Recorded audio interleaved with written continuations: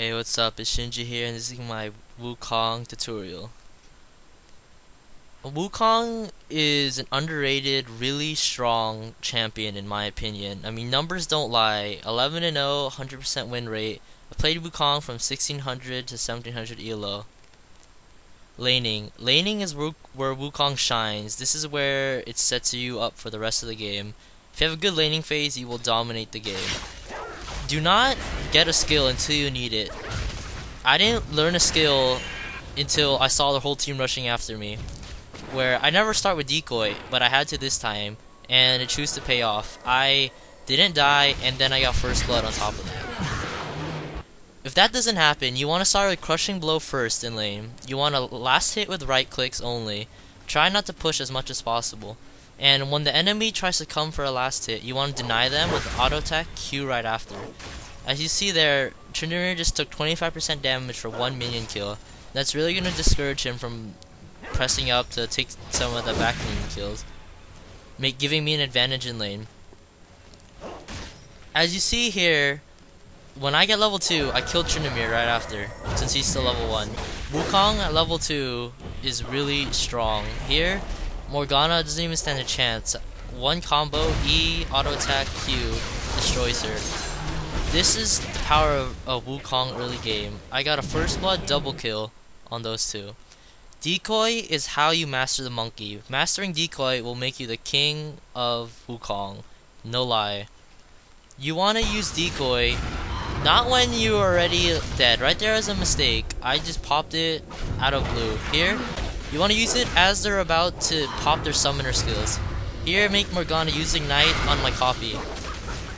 And then I get a kill after that. And here, I would have died to Udyr, gave him double buff, and been screwed. But he ignited my copy instead because I decoyed at the right moment.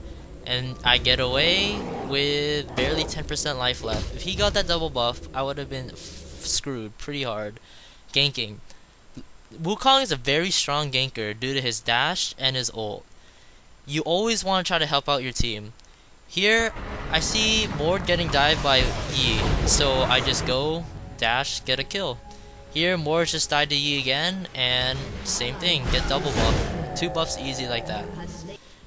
Here, I see Warwick going for his blue, and I knew Twitch would be around there, so I start heading there, and there he is, he's right there. And I get double buff, and a kill right here, for that. What you want to do early in the game is try to get lane dominance so you can go out and gank. Here I already got down my tower, so I'll go out to help mid. I tell him to get ready, and you never want to face check a brush right here. So instead of just running in there, I just decide to wait around a little bit and drop a ward in. That dropping a ward might have been a mistake because I got grabbed, but since my ulti is so strong, I waited for all of them to be on me, and between Cassiopeia and Wukong ult, yeah, enough said. They're all died. Team fights. Wukong is very strong in team fights. You want to use your ult at the optimal moments. You don't want to waste it. Here, I see my team. You really don't want to die, but I saw a really good moment where 3 people were stacked on top of each other. You just want to spin on their domes, and you just maximize damage to many people, which is what Wukong is for. Here I see everyone's bunched up in the jungle. This is Wukong's thriving zone, the jungle. You know, no pun intended there. But you just get easy kills on the whole team because they're all taking massive AoE from you. Here are some situations where you don't wanna, where I messed up my ult. You blew my ult way too early in the fight, and they were way too spread out, and costing Lee Sin to die. And if I was there earlier, if I saved my ult, I probably had a better chance of fighting. And here, you don't want to fight without mana in Wukong. Mana is Wukong. Without mana, Wukong is nothing. He might as well be a rock or something. Because we could have killed the whole team right here, honestly. But I didn't ult, which was very stupid because I didn't have enough mana. Masteries, runes, and items. For Masteries, I go 21, 9, and 0. For runes, I have 2 different rune pages. One's dedicated to mostly armor to counter the AD tops, the other one's for MR.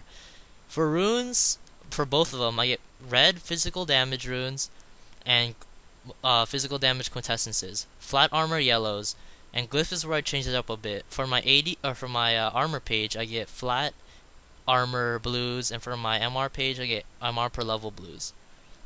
For items, it depending who I start against. If I'm starting against an AD champion, then I get cloth 5. If I'm starting against an MR champion, I get boots. After that, you want to get 2 to 3 dorans blades, depending how you're doing.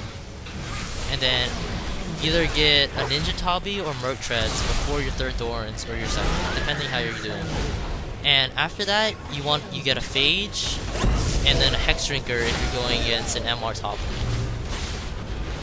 And then turn your Phage into Frozen Mallet, Atmas.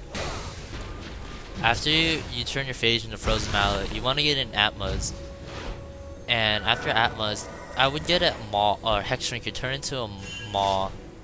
It all depends. If their AP isn't that fed, I wouldn't bother, just go straight for GA. But it all depends on the game.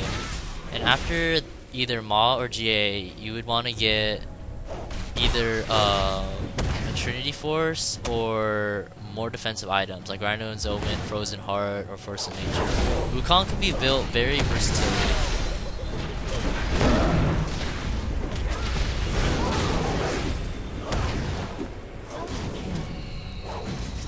I hope this video helped out. Like and subscribe for more Wukong commentary in the future. Thanks.